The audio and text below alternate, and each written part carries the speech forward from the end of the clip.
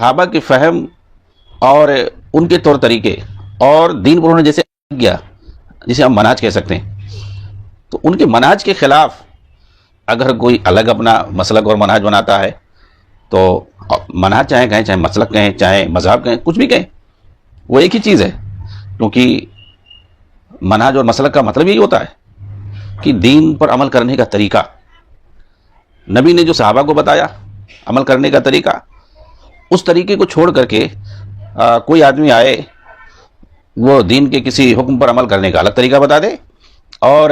اس کے جو مقلدین ہیں، فالوورز ہیں، اس کے جو اندھ بھکت ہیں، وہ صحابہ کے طور کو چھوڑ کر کے جو کہ صحابہ نے نبی سے سیکھا تھا وہ اپنے جو ہے پیر اور مرشد کے طور طریقے پہ چلنا شروع کر دے۔ کوئی بھی چیز ہو، نماز ہو، روزہ ہو، حج ہو، زکوٰۃ ہو، یا کوئی عقیدے کا مسئلہ ہو، کچھ بھی ہو،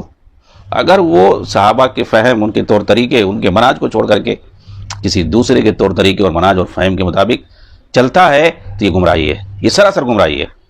کیونکہ دین کی ایک ہی تعبیر ہے، الگ الگ نہیں ہے کہ اپنے من سے جو چاہے اس کی جو ہے تعبیر کرتا جائے۔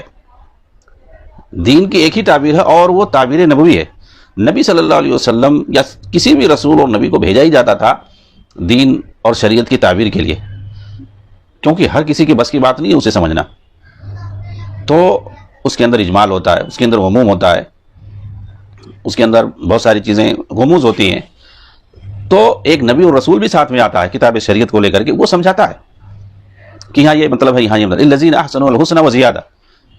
جو نیکوکار ہے، جنہوں نے نیکیاں کی، ان کے لیے اچھائی ہے،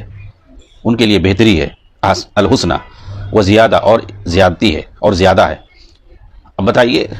کون جو اپنی کس کے پاس اتنی زیادہ عقل ہے کہ وہ اس سے سمجھ لے گا کہ یہاں کیا مراد ہے؟ تو ظاہر سی بات ہے صحیح بخاری کے اندر، صحیح مسلم کے اندر اس آیت کا مفہوم بتایا گیا ہے، حدیث کے اندر نبی صلی اللہ علیہ وسلم نے بتایا اس کو، صحابہ کرام نے پوچھا تو اللہ کے رسول نے بتایا کہ یہاں جو ہے حسنہ سے مراد جنت ہے، اور زیادتی سے مراد جو ہے، اضافہ سے مراد، مزید سے مراد جو ہے یہاں پر دیدار الہی ہے، اللہ رب العالمین کا دیدار ہے۔ تو ظاہر سی بات ہے اللہ کے رسول صلی اللہ علیہ وسلم نے جو بتا دیا وہی جو ہے صحیح ہے۔ اب اس میں آ کر کے دوسرا کوئی، اب چلیے اس حدیث کو نکال دیجیے، قرآن کی جو آیت ہے اس کو سمجھنے کے لیے اس حدیث کو اگر ہم نکال دیتے ہیں تو کون سمجھ پائے گا؟ تو دین کی ایک ہی تعبیر ہے جو نبی صلی اللہ علیہ وسلم نے پیش کی ہوئی ہے، کسی دوسرے کی رائے نہیں مانی جائے گی۔